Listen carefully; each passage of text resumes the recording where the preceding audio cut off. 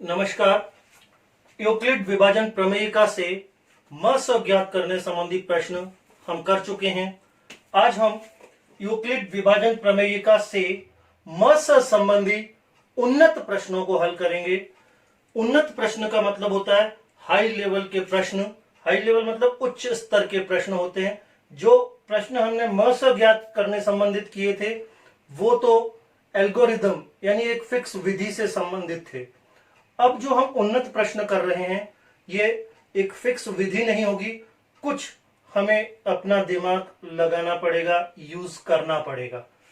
तो ऐसे प्रश्नों से हमें डरने की बिल्कुल जरूरत नहीं है।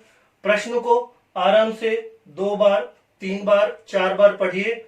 जब प्रश्न समझ में आ जाए तो उसको बड़े आराम से हल कीजिए। जैसे एक प्रश्न मैंने आपके सामने लिखा है, यदि 408 तथा 1032 के म स को 1032x माइनस 408 इंटू 5 के रूप में व्यक्त किया जाता है तो x का मान ज्ञात कीजिए। थोड़ा सा अजीब प्रश्न लग रहा है यहां, कोई बात नहीं, एक बार फिर पढ़ रहा हूं। यदि 408 तथा 1032 के म स को 1032x माइनस 408 इंटू 5 के रूप में व्यक्त किया जाता है तो x का मान ज्ञात कीजिए। 2-3 बार अगर आप प्रश्न को पढ़ेंगे तो प्रश्न आपके समझ में आ जाएगा। प्रश्न बिल्कुल स्पष्ट रूप से हमें यह कह रहा है, देखिए, यदि 408 और 1032 के म स को इस रूप में व्यक्त किया जाए तो x का मान ज्ञात कीजिए। तो देखिए 408 और 408 और 1032 के म स को इस रूप में व्यक्त किया गया है। एक बार फिर बोल रहा हूं, 408 और 1032 के म स को इस रूप में व्यक्त किया गया है। कोई बात नहीं, हम भी ऐसा ही करते हैं। अपन 408 और 1032 का म स ज्ञात कर लेते हैं और फिर उसे उसके रूप में लिखेंगे, उसके बराबर लिखेंगे और उत्तर आ जाएगा। तो 408 और 1032 का म स कैसे ज्ञात करेंगे, बहुत अच्छे से हमको आता है। माना 408 बराबर a तथा 1032 बराबर b, तो यूक्लिड विभाजन प्रमेयिका, यूक्लिड विभाजन प्रमेयिका से a बराबर BQ प्लस R, जहां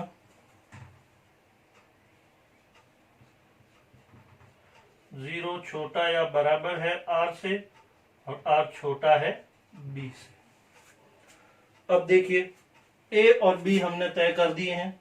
A की जगह 408 और B की जगह 1032, Q और R हम ज्ञात कर लेते हैं।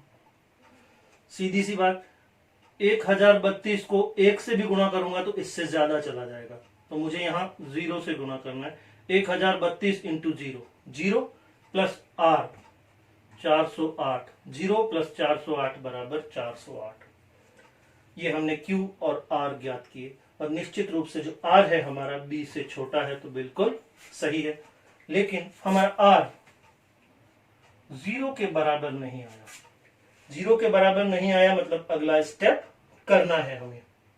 अगला स्टेप क्या होगा इसके बारे में आप लोग सभी जानते हैं। जो B है वो A बन जाएगा और जो R है वो B की जगह आ जाएगा। तो एक बार फिर B जो है वो A बन जाएगा 1032 और R जो है वो B की जगह आ जाएगा 408। अब Q और R कितने होंगे, एक ज्ञात करते हैं। मेरे ख्याल से Q होगा 2 और r हो जाएगा 216। फिर से r जो है वो b से छोटा है, बिल्कुल ठीक है, लेकिन r बराबर नहीं है 0 के, तो अगला स्टेप होगा b a हो जाएगा और r b हो जाएगा। 408 बराबर 216 q और r हमें ज्ञात करने हैं। ऐसे लिखकर हम फटाफट करेंगे, भाग देने की बार बार जरूरत नहीं है। और हमारी जो कक्षा है, सेकेंडरी कक्षाओं की, ये नीड है कि भाग दे के नहीं, फटाफट करने की कोशिश करें। तो यहां आएगा 1 और यहां आएगा आपके 192 आएगा। ठीक है, देख लीजिए 192 जो है r वो b से छोटा है। ठीक है, r फिर से बराबर नहीं है 0 के, तो अगला स्टेप फिर करना है। तो अगले स्टेप में 216 a बन गया, 192 b बन गया, q और r ज्ञात करना है। इस बार q 1 और r हो जाएगा आपका 24। फिर से r बराबर नहीं है 0 के, इसका मतलब अगला स्टेप करना है। 192 बराबर 24 q और r ज्ञात करने हैं। 24 को किससे गुणा करें कि 192 आ जाए या उससे थोड़ा कम रह जाए।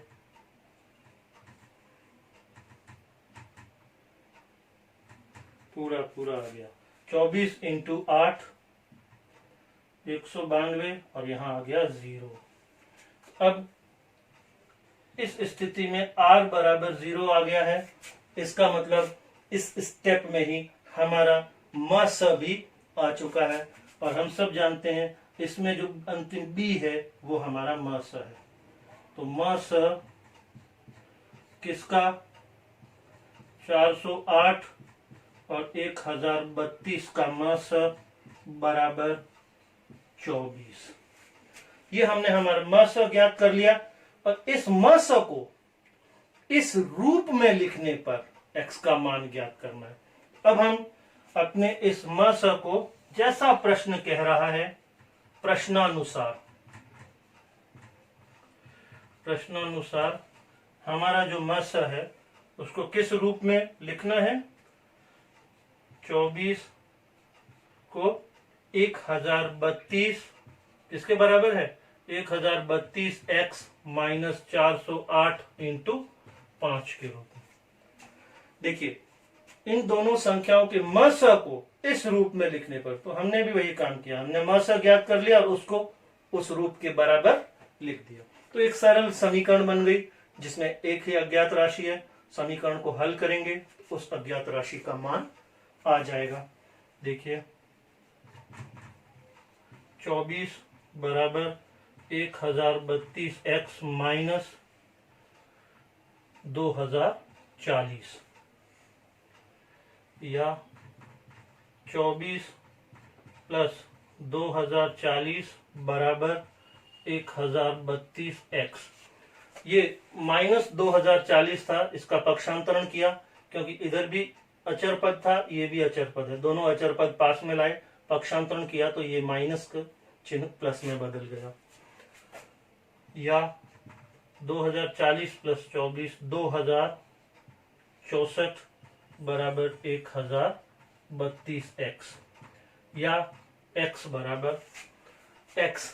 ये जो है x का गुणांक है, तो गुणांक जब पक्षांतरण होगा तो यहाँ भाग में आएगा। एकल गुणांक है, एकल गुणांक का जब पक्षांतरण होगा तो भाग में आएगा। तो ये हो जाएगा 2064 बट्टे 1032। तो x बराबर 2064 में 1032 का भाग लगाएंगे तो 1032 से ये दोगुना है तो 2 आ जाएगा। अतः x बराबर 2, ये हमारा उत्तर, x का मान आ गया 2। इस तरह से थोड़ा सा अगर हम दिमाग लगाएंगे तो उन्नत प्रश्नों को भी बड़ी आसानी से हल कर सकेंगे। धन्यवाद।